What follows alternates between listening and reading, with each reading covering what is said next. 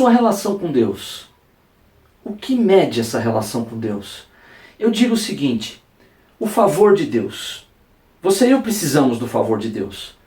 Mas o favor de Deus, ele está condicionado ao quanto você ama Deus ou quanto Deus ama você? Espera lá. Nesse mundo que a gente vive, é natural que nós recebamos coisas de outras pessoas na medida da minha entrega. Tem uma frase que diz o seguinte, que sentimento é investimento. O que quer dizer isso?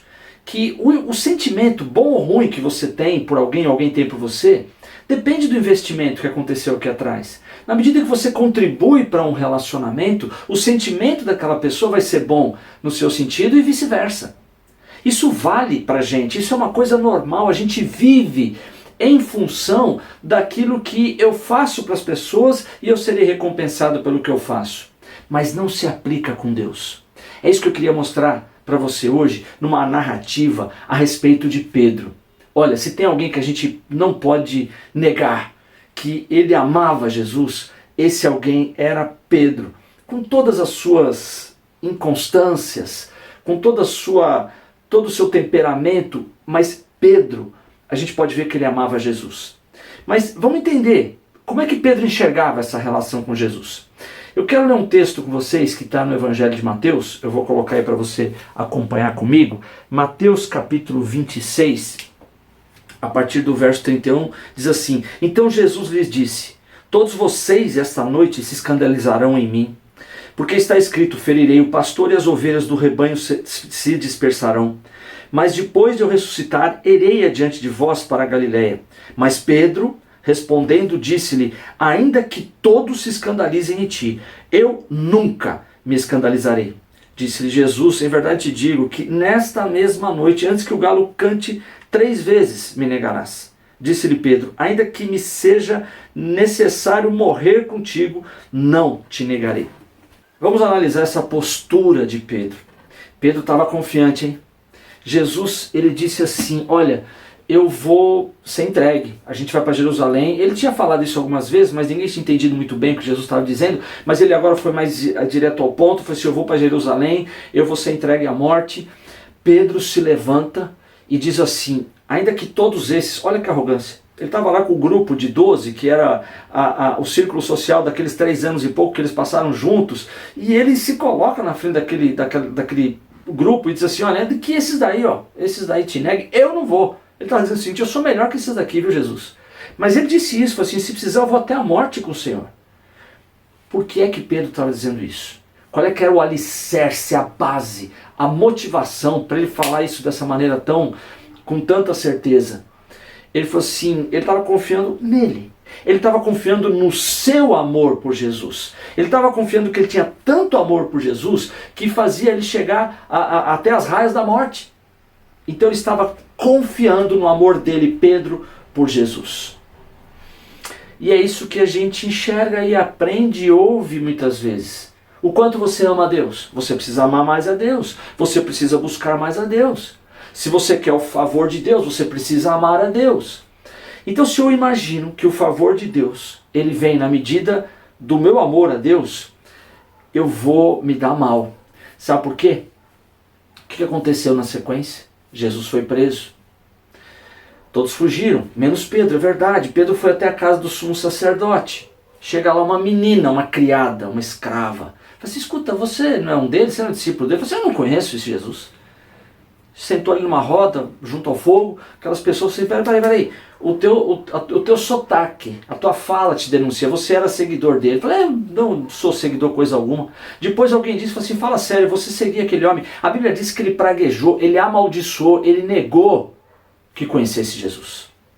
Logo depois dessa terceira negativa, o galo canta. Pedro confiou no seu amor por Jesus, mas não deu certo. A coisa não funcionou.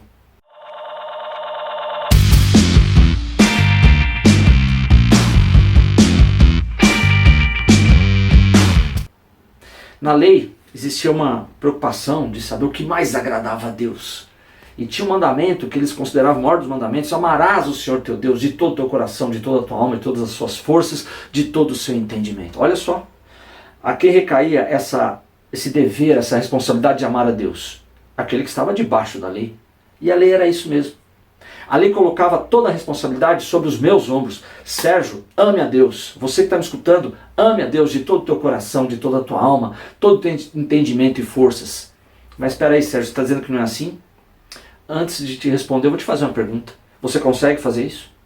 Não, a partir de hoje eu vou amar a Deus de todas as minhas forças. Espera aí, se a partir de hoje você vai fazer isso, significa que ontem você não fez, já não cumpriu, já não alcançou o padrão de Deus. Lembre-se, eu estou falando de lei. Lei colocava o foco no ombro dos homens. A lei nunca salvou nem salvará ninguém. A lei veio para mostrar a falibilidade humana, a minha incapacidade de amar a Deus. Quando Jesus vem, ele vem com outro mandamento e fala assim: amem como eu amei vocês. A referência de Jesus não é mais o amor do homem, o amor de Pedro, o meu amor por Deus. O referencial mudou. No período da nova aliança que vivemos agora, o evangelho, que significa boas notícias, o conserto que Jesus fez. Agora a minha relação com Deus e o favor de Deus para mim não se baseia no meu amor por Ele, mas no amor dele por mim. Vamos em frente? Pedro então fez essa fala, mas não foi capaz de conseguir alcançar esse desejo do seu coração. A Bíblia diz que após a ressurreição, está lá em 1 Coríntios 15, Lucas 24, que em primeiro lugar Jesus aparece a Pedro. Ele apareceu a Maria Madalena ali na tumba, mas depois ele se encontrou com Pedro. E é só, a Bíblia coloca esses dois relatos, a gente não sabe o que aconteceu ali, mas Jesus teve uma entrevista particular com Pedro. Notem, Jesus foi falar com ele. Depois Jesus fala o seguinte: olha, fala para meus discípulos que eu vou encontrá-los na Galiléia, nos montes. Passou alguns dias aí, os discípulos chamados por Pedro falaram assim: vão pescar?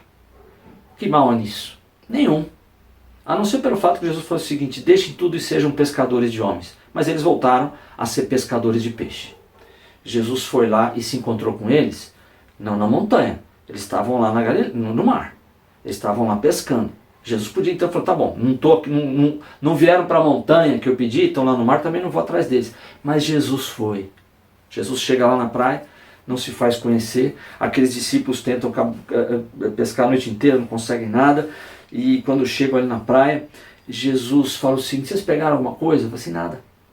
Jesus fala o seguinte: lança a rede do lado direito do barco. Qual a diferença de lado direito ou esquerdo? Mas eles imaginando, não conheceram que era Jesus, imaginando que aquele homem fosse um pescador experiente e que tinha essa capacidade de ajudá-los, eles foram lá e lançaram a rede. Quando eles começam a puxar aquela rede abarrotada de peixes, João olha para aquela rede. Ele não estava olhando para a praia onde estava aquele homem, ele estava olhando para aquela rede. E olhando para aquela rede, ele diz assim: é o Senhor, ou é por minha conta. Mas ele olhou para os peixes e falou assim: é o Senhor. Porque o Senhor estava na rede? Não. É porque quando ele viu aquela rede cheia, naquele contexto de toda uma noite sem pescar nada, e aquele homem dá uma instrução simples, ele olha para aquele resultado, ele diz assim: esse resultado, esse favor é o Senhor. Aquele homem que está lá na praia, já sei tudo, é o Senhor. Voltam para a praia. Quem que pula primeiro do barco para ir correndo para a praia? Pedro. Aquele que negou Jesus, sim. Mas Jesus já teve um encontro com ele, que a gente não sabe o que aconteceu. Mas ele volta correndo na direção de Jesus. Espera aí, será que ele esperava que Jesus ia recriminá-lo? Ele conhecia Jesus o suficiente para saber que Jesus ia recebê-lo. Notem, Pedro começou a tomar consciência, não mais do seu amor por Deus, mas do amor de Deus por ele. Não mais do seu amor pelo seu mestre Jesus, mas do amor do mestre em relação a ele. Notem, Jesus foi lá e não na montanha. Eles não obedeceram, vamos dizer assim, ao mandato de ficar na montanha. Eles foram para o mar, mas Jesus foi lá no mar. Eles não pegaram nada, mereceram não pegar nada, bem feito, não foram no lugar onde Jesus estava, também agora passa fome. Não, Jesus providencia. Mas, quando chegam lá, Jesus já tinha preparado um café da manhã para eles ali. Então percebam que agora trava-se uma nova conversa com Pedro, a segunda.